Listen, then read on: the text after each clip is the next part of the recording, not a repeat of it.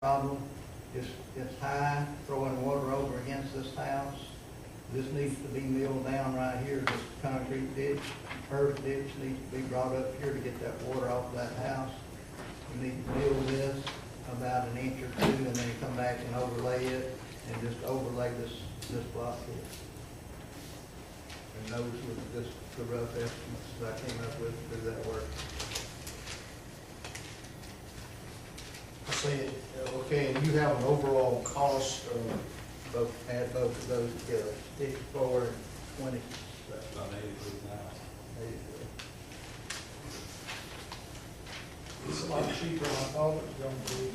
What is the, will we get to keep the byproduct of them milling the road down? Unless Lynn has a use for it, we can't. We kept it before. Okay. I think that would take care of Councilman Washington's concerns, and then I think it would leave some room for Councilwoman Hope and Councilman Hammett's concerns on some things he wants to do too.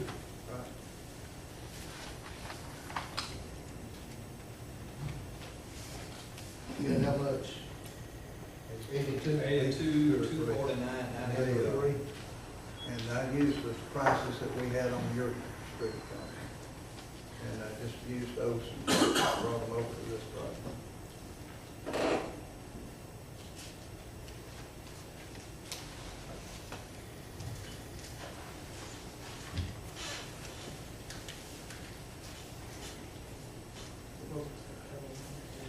About 82, 249, 93.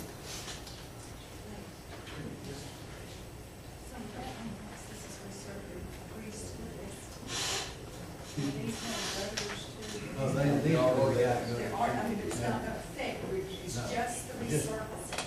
It's in between the gutters. Okay. And On this- all of these? Yes, all of these have gutters. I think this one has gutters all the way around. We did that job in 2003. We did all of this in 2000. That's right, we did. And this is bad, but we don't have it. Why didn't it last? Well, one problem that it's traffic, but once you cut, I don't, and Lynn knows it, I don't like to cut a pavement unless it's absolutely necessary. Just like yours, when you get a trench down the center of the pavement, you can't hardly keep it from settling. Yeah. No matter how you build it back, it's almost going to surely settle at some point in time. I just wondered if they just didn't mill it down last time. Well, it's not, well, this one hasn't been milled down since 2003. I mean, it was not milled at that time when we put it in. But you tell you, the difference was when your subdivision was put in, the street that you came back and we did, it had never been done before. That was put in back in, what, late 50s, early 60s. Well, it was the main road through there, so yeah. But it had the traffic on it. The more traffic you get, the better it holds up. When it sits there and you don't get the traffic, that's when you have more problems with asphalt. And two, if you have a street that's got curb and gutter, anytime you start overlaying it, you're adding to that edge on the gutter. Now, you can usually get by with that one time or maybe twice at the most.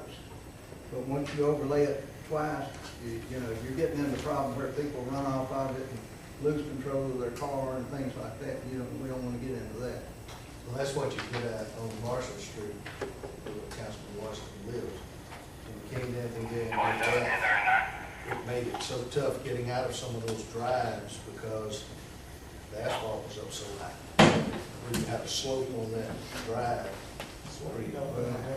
That street right there is a good example of one that's been overlaid. Now, we're not doing anything to it because it's got almost new asphalt, well, not new, but probably 3-year-old asphalt on it, but the asphalt is to the top of the gutter curb, 6 inches of asphalt right down this side right there. To the top of the curb? To the top of the curb, it's flush with the curb, top of the curb.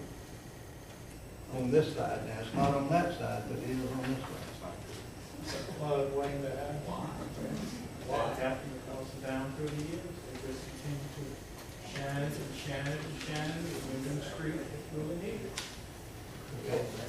One month. On all of these projects, you've got a total cost, projected cost, 82, 249, 93. Okay,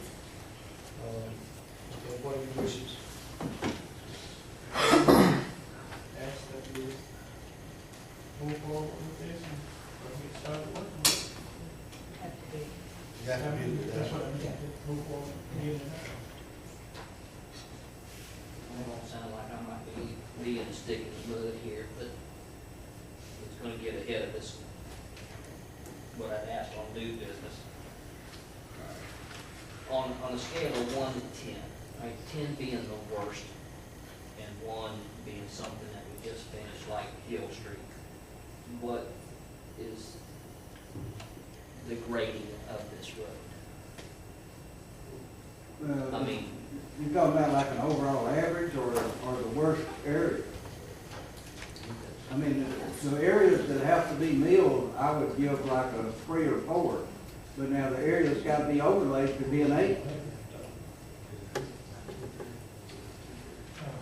you know, I guess I heard Peggy mention it like last meeting, and not pulling you out, but it's one of the things that I know I've mentioned here lately is there was a committee, I guess, at one time that went around and judged these streets and then came up with a plan. I'm not saying that these streets aren't necessary, but after you'd mentioned it, Councilman Hammond had brought up some streets, and I know Councilwoman Holt, you know, I had been looking for Hill Street for quite a while, and there's other streets with some MPO money. I mean, how do we project this out and get it in a, you know, instead of, okay, this is just the hot potato of the day. Not saying these streets don't need to be done, right?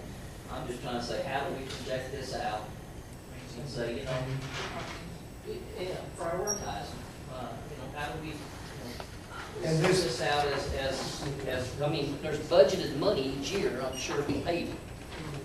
I'm assuming. Well, it's just gasoline, gas tax money that can be used for resurfacing. So, you know, how much, you know, should we plan? I mean, 2003 seems like it's a relatively new street, but It is. I think what would be a fair approach to this, and the council agrees to this, is assess your district. Assess your district and see what you have, and then have Public Works and Larry to go and look at what you have. That you've got a street in here too that might come in and rank higher than what you've got, but you might not. You may have something somewhere else that's in more dire need. But I think it's something that, to be fair, because that gasoline tax money comes in from all over the city to be distributed all over the city. But Mr. Jarvis is right.